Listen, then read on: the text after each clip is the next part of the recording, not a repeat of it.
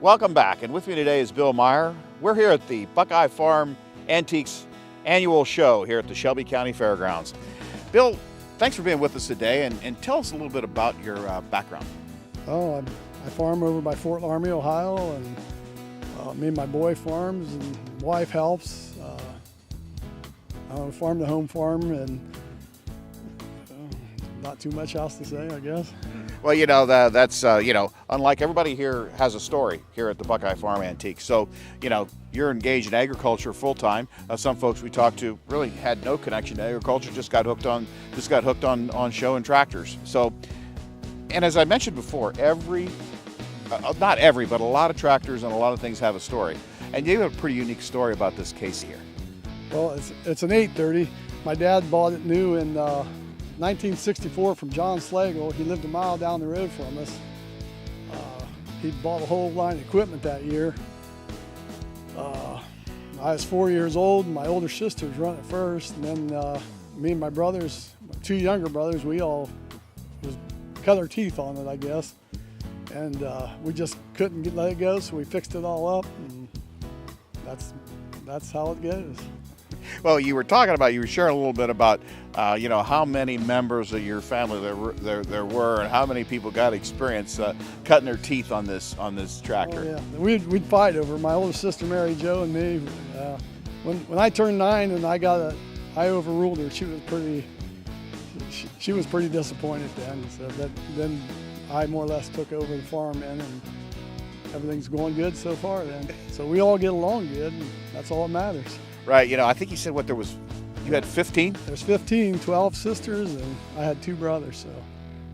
Well, you were really outnumbered then, weren't you? Oh, yeah. But I held my own.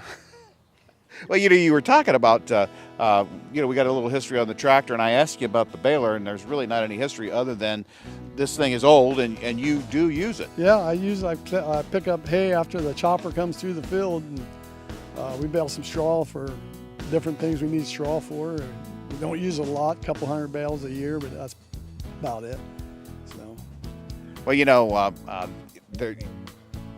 there's a lot of history behind Case in particular. I know you said you've been a Case fan all your life. Yeah, I could tell you a lot if you had the time to listen. But the reason that it was a narrow front, Dad could have had the wide front, but he was planning on putting a mounted picker on back in, but he decided to go with the narrow front in case he ever put it, but we never did put a mounted picker on it. We had corn plows on it and stuff like that, but never got the mounted picker on it.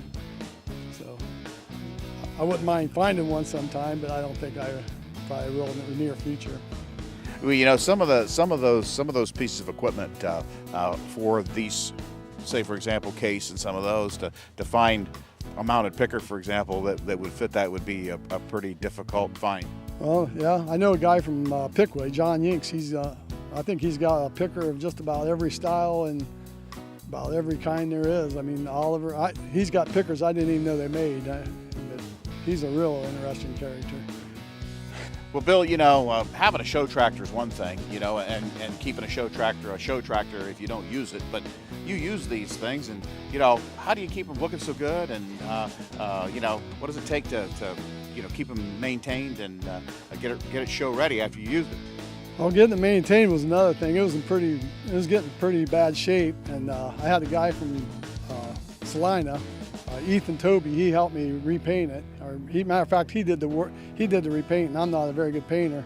And I know a lot of guys that had parts. You can't find new parts, so you gotta get good used parts. And as a whole, the whole tractor was there.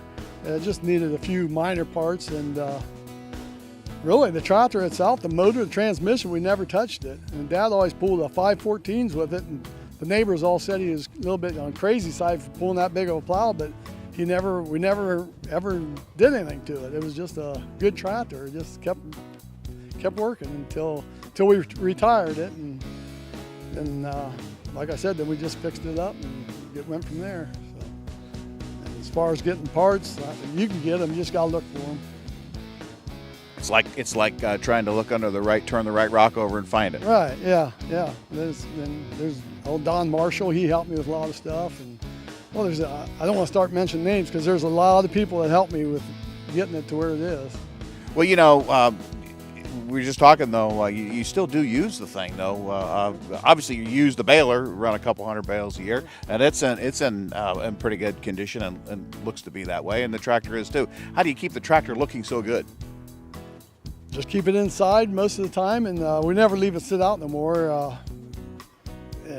We never no heavy, dirty work. It's always running on augers or pulling wagons, kids around. It's more or less retired. Well, you know, I have some old tractors myself, and of course my boys want to know why I have them because they're not really usable for much of anything, you know. And mine actually just sit in the shed, and I have them covered up with a tarp. Well, my boys, why do you buy that stuff for? And I don't know. I just got old enough to thought I could start buying it. So. When you get old enough, that's part of the criteria, right? I guess, because they just shake their head at me and keep moving on. So. Bill, thanks for being with us today. We really appreciate you taking time to talk with us. Oh, I appreciate it. I'm glad to talk to you.